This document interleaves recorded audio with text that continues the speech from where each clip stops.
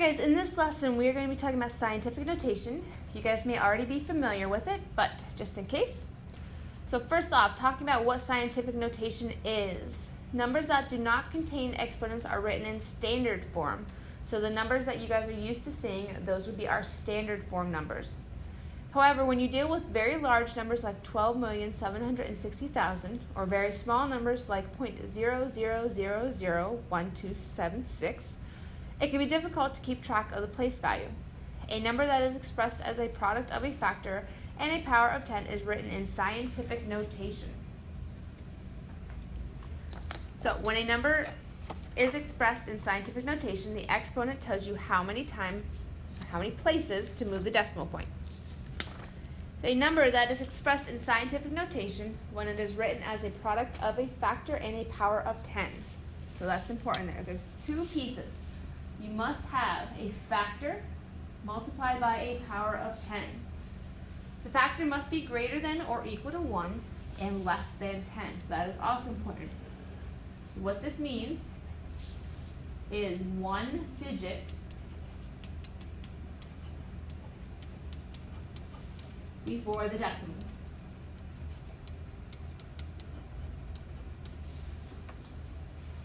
So if we look at our examples here, I already have the boxes uncovered for you, but 3,500,000 would be rewritten as 3.5 times 10 to the 6th, and 0.00004 would be rewritten as 4 times 10 to the negative 5. So notice our 3.5 and our 4, it's a one-digit number before the decimal, times a power of 10. Also notice a negative exponent just means a very small number, does not mean a negative in standard form. Okay, so if we take a look at a couple of examples, actually working them out. So we have 4 times 10 to the second. So we have a positive exponent of 2 here. So 4 times 10 to the second means I'm going to take my 4. If I place the decimal there, I will want to move it 2 times, and then we would fill in any empty spaces with 0. So 4 times 10 to the second in standard form would be 400. For our second example, 5.94 times 10 to the 7th. So again, we take our original in scientific notation.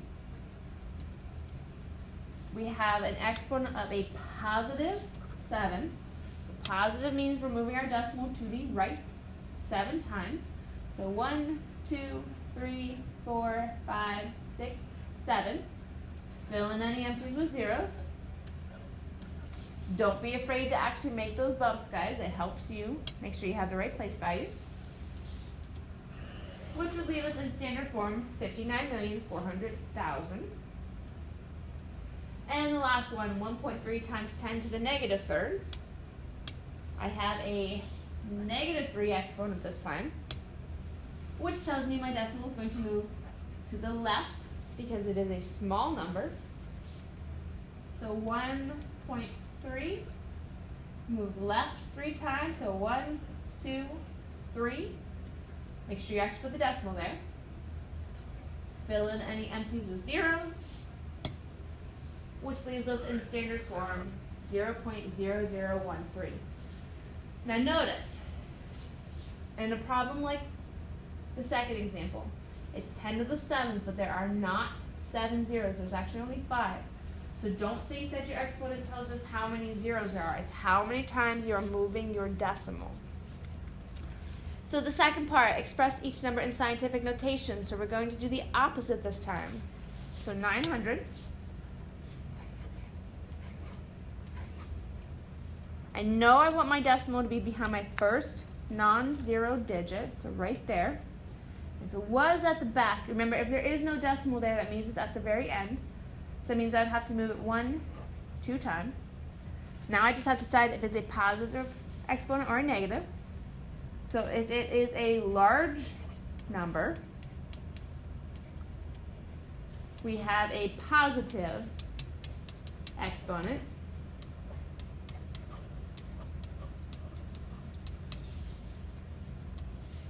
which means that 900 will be rewritten in scientific notation as 9 times 10 to the second. Okay, if we take a look at our next example, 18,900. I want my decimal behind my first non-zero digit, so right after that 1, which means I would have had to move it 1, 2, 3, 4 times. Again, it was a large number, so greater than 0. So 1.89 times 10 to the 4th. In our last example, starting out with 0.000064. This time it is a small number. So small numbers result in negative exponents.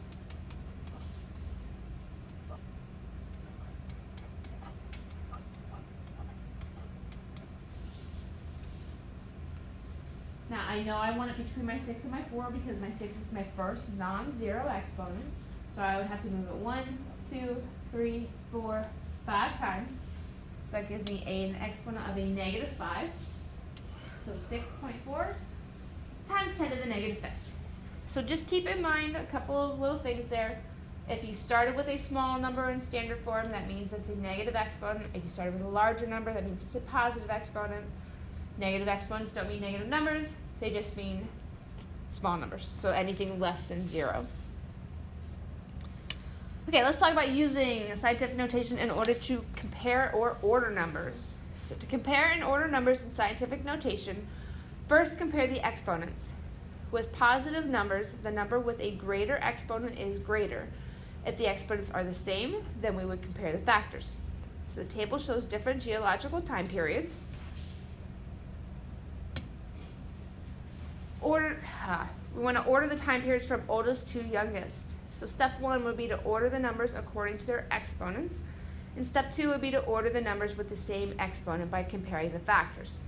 So first off, we want to look at our exponents. So we have 2.08 times 10 to the 8th, 4.38 times 10 to the 8th, 6.64 times 10 to the 7th, and 2.45 times 10 again to the 8th.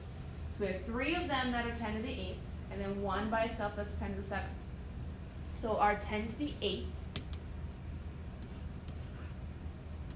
is going to come before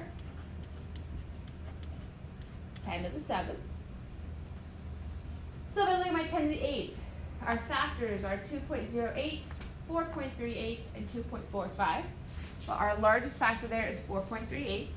So 4.38 times 10 to the 8th is our largest, in this case the oldest. After that, we will have 2.45 times 10 to the 8th.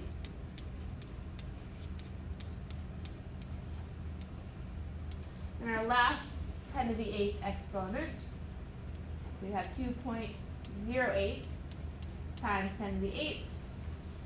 And then finishing off with 6.64 times 10 to the 7th. Now again, notice our 6.64 is our largest factor. However, it has the smallest exponent, therefore it is the smallest number.